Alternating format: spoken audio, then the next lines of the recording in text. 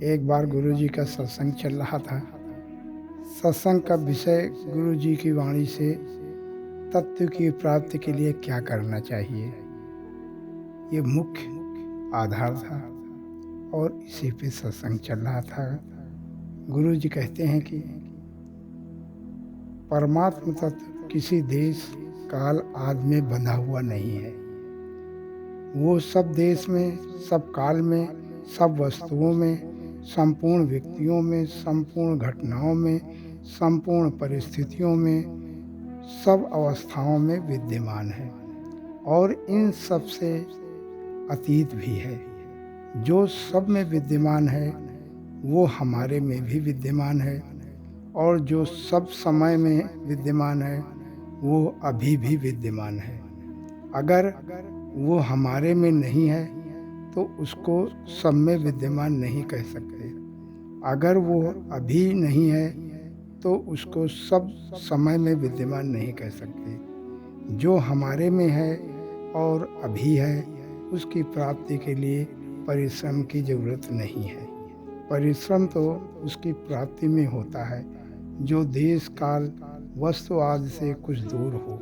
अतः हम परिश्रम करेंगे, उद्योग करेंगे, पुरुषार्थ करेंगे, क्रिया करेंगे, तब उस तत्व की प्राप्ति होगी। ऐसी बात नहीं है क्रिया करने से तो हम उससे दूर होंगे, क्योंकि क्रिया प्रकृति में होती है और प्रकृति सत्य नहीं है।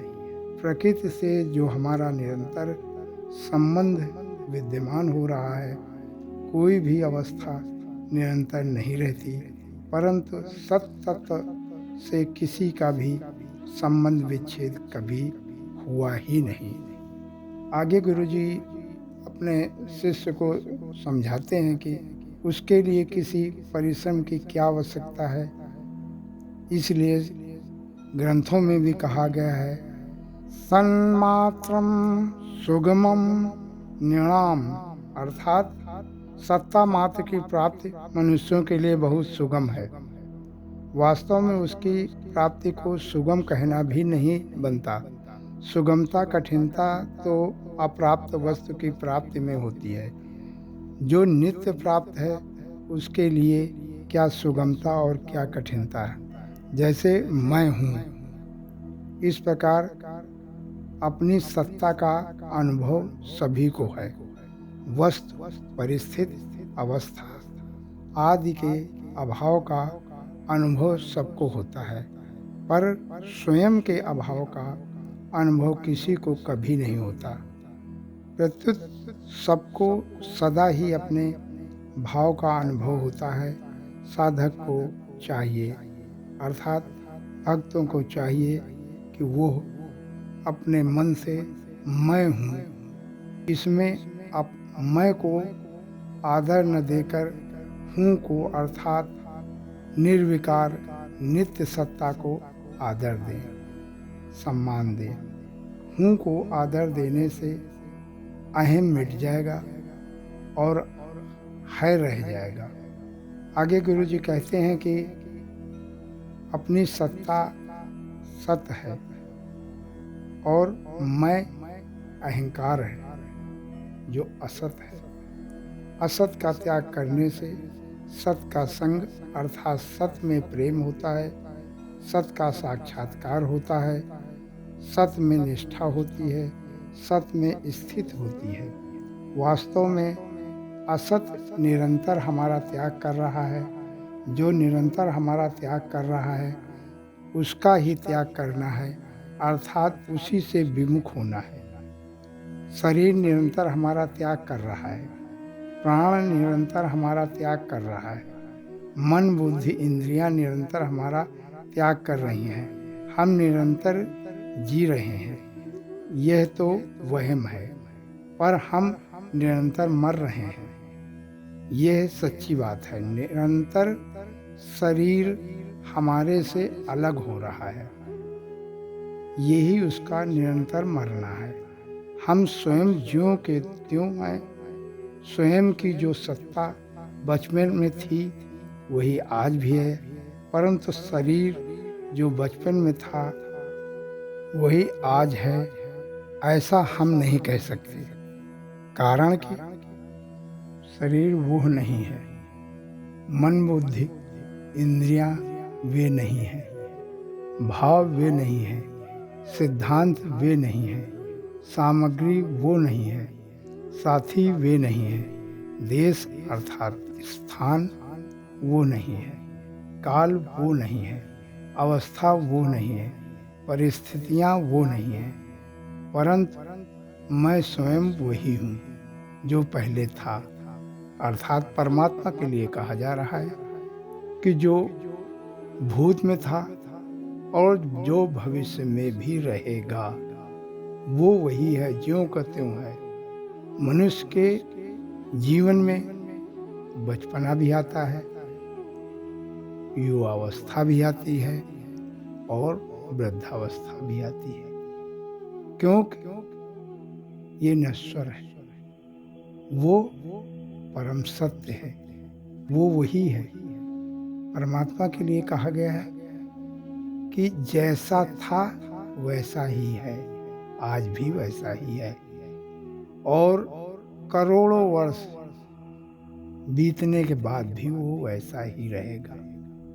यहाँ पर सद्गुरु बराबर समझाने का प्रयास कर रहे हैं कि जीवन मुक्ति, तत्व ज्ञान, कल्याण, उद्धार कहते हैं, यही असली सत्संग है। इसका उपाय यह है कि जब सुषुप्ति से सुषुप्ना अवस्था, सुषुप्ना अवस्था से जागृत में आए, अर्थात नींद से जग जाएं, तब अपने बिछौने पर ही सुखपूर्वक बैठ जाएं और जागृत में सुषुप्ना अवस्था का अनुभव करें। तात्पर्य है कि जैसे ही सुषुप्नावस्था में कुछ भी याद नहीं रहता है, अहम भी याद नहीं रहता है, घमंड भी दूर हो जाता है, अहम भी याद नहीं रहता है, अहम की उपेक्षा होती रहती है। अहम नहीं है, इसमें नहीं भी अहम है और है भी अहम है, कारण कि नहीं की अपेक्षा है और है की अपेक्षा नहीं है। तत्व में नहीं और है दोनों ही नहीं है, अर्थात तत्व निरपेक्ष है। इस प्रकार अहम नहीं है, इसका भी निषेध कर दें और चुप हो जाएं।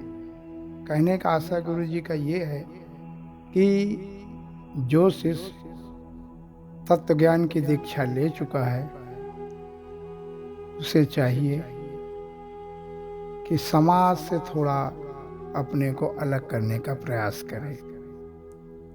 जब भी बैठना उठना हो उसका, तो अपने गुरु भाइयों के बीच में बैठो, सत्संग की चर्चा करो, ज्ञान की बातें करो, तो आपका मन एकाकी होने लगेगा, आपके विचारों में विवेक उत्पन्न होगा।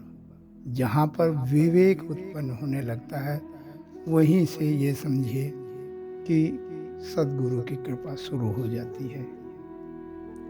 ऐसा करने से जितना आप सुमिरन भजन में समय देते हैं उतना ही आप यदि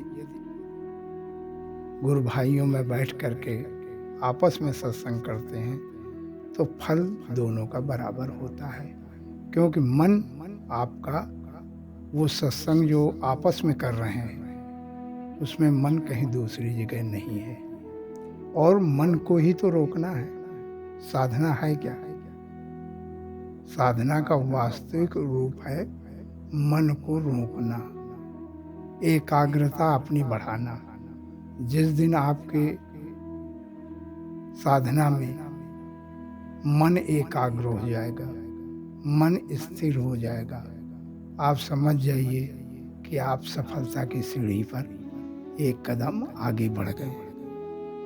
आगे ग्रंथों में कहा गया है कि प्रकाशं च प्रवृत्तिं च मोहमेव च पाण्डव न दृष्टि संप्रवृत्तानि न निमित्तानि काण्डति। अर्थात हे पांडव, प्रकाश, प्रवृत्ति तथा मोह ये सभी अच्छी तरह से प्रवृत्त हो जाएं तो भी गुणातीत मनुष्य ये क्यों आ गए हैं ऐसे इनसे द्वेष नहीं करता, और ये सभी निवृत्त हो जाएं तो इनके आने की इच्छा नहीं करता। मन में कोई भाव आ गया तो वो जाएगा, ये नियम है। जो उत्पन्न हुआ है वो समाप्त भी होगा, ये नियम है। जाते हुए को हम भूल से आया हुआ मान लेते हैं, वास्तव में वो आया नहीं है, अपितु वो जा रहा है। उत्पन्न नहीं हुआ, अपितु वो समाप्त हो रहा है। जो जा रहा है, जो उत्पन्न नहीं हो रहा है, उसके लिए क्या हर्ष और क्या शोक। सात्विक वृत्ति आई या राजसी प्रवृत्ति आई अथवा तामसी प्रवृत्ति आई, संयोग हुआ या वियोग हुआ, आया या गया, यह कुछ भक्त को नहीं देखना चाहिए। ध्यान करते समय मुख्य चीज ये आती है कि सुमिरन जब आप कर रहे हैं तो आप का कार्य केवल है कि अपने आसन पर बैठ जाएं, बैठने के बाद आँखों को बंद करें और गुरु नाम जो गुरु ने अपनी दीक्षा में दिया है तत्व ज्ञान का, उसका सुमिरन भजन करें। सुमिरन भजन में आपकी दृष्टि कहाँ पे होगी? आँख बंद और दृष्टि आज्ञा चक्र पे, मस्तक पे आपकी दृष्टि होनी चाहिए। मतलब आपको देखना है, सुनना है कानों से और मुख से गुरु के बताए हुए नाम का सुमिरन करना है। देखने में क्या दिख रहा है इस पे विचार नहीं करना है। इस पे विचार करोगे तो देखना बंद हो जाएगा। जो आप ऊपर जा रहे थे सूक्ष्म की ओर वो रुक जाएगा। इसलिए भक्तों, देखो, सुनो, दूसरी क्रिया जो बताई गई सुनो, और तीसरे में आता है कि सुमिरन करो। बाकी सब गुरु पे छोड़ दो। गुरु कैसा करा रहा है, अच्छा करा रहा है या बुरा करा रहा है, गुरु कुछ नहीं करा रहा है। जो आप कर रहे हैं, अर्थात जो मन आपका कर रहा है वो आप कर रहे हैं। जब मन को रोकोगे, एकाग्र करोगे तो दृष्टि आपकी विषय रहित हो जाएगी। कर्ण में ध्वनि स्वरूप मिलेगा और वाणी सूक्ष्म के आखिरी स्टेज पर पहुंचते पहुंचते वाणी मौन हो जाएगी। स्थूल शरीर शून्य हो जाएगा। ये स्थितियां बता रहे हैं कि जब सूक्ष्म की ओर पहुंचोगे तो वाणी मूक हो जाती है। शरीर, स्थूल शरीर जो है ये शून्य पड़ जाता है और ध्वनि स्वरूप में बैठे हैं तो ध्वनि मिलना शुरू हो जाती है। और यदि ध्यान साधना के स्वरूप में बैठे हैं तो आपकी साधना आगे बढ़ने लगती है। स्थूल, सूक्ष्म, आगे आता है शून्य, शून्य में प्रवेश जब व्यक्ति करना शुरू कर देता है तो यही आगे चल करके सद्गुरु क्या है, आगे की जो स्टेज है साधना में समाधि, वो समाधि स्थिति पे आ जाते हैं। स्थूल से सूक्ष्म, सूक्ष्म से शून्य और शून्य से समाधि स्थिति पर आ जाते हैं। और समाधि स्थिति में आधा घंटा 1 घंटा धीरे धीरे बढ़ती है। कभी आपकी 1 मिनट के लिए समाधि स्थिति पहुंचेगी, कभी धीरे धीरे बढ़ते बढ़ते 10 मिनट पहुंचेगी। और सद्गुरु आपके साथ बैठा है, आप नहीं जान पा रहे हैं, लेकिन वो समाधि स्थिति पे बैठा है, वो उसी में रमा हुआ है, आपको देख रहा है। वाणी उसकी गुरु नहीं चला रहे हैं, भगवत स्वरूप बैठा हुआ है, भगवत स्वरूप की वाणी चल रही है, आप श्रोता बन के सुन रहे हैं। और सुनते सुनते आप में भी एकाग्रता आना शुरू हो जाएगी। ये सद्गुरु की वाणी का प्रभाव होता है। यही बात सद्गुरु तत्व ज्ञान के बारे में बताते हैं कि ज्ञान जो मिला है आपको वो तत्व का ज्ञान मिला है। दीक्षा तो दी गई है, वो वास्तविक रूप से परमात्मा को जानने का रास्ता बताया गया है। ये शरीर क्या है? ये शरीर साधन धाम है, साधन है। ये शरीर मोक्ष पाने का रास्ता है। तो गुरु ने जब हमको मंत्र दे दिया तो मोक्ष का रास्ता भी दे दिया है। अब हमको आपको सोचना है कि हम कितना सुमिरन भजन करें।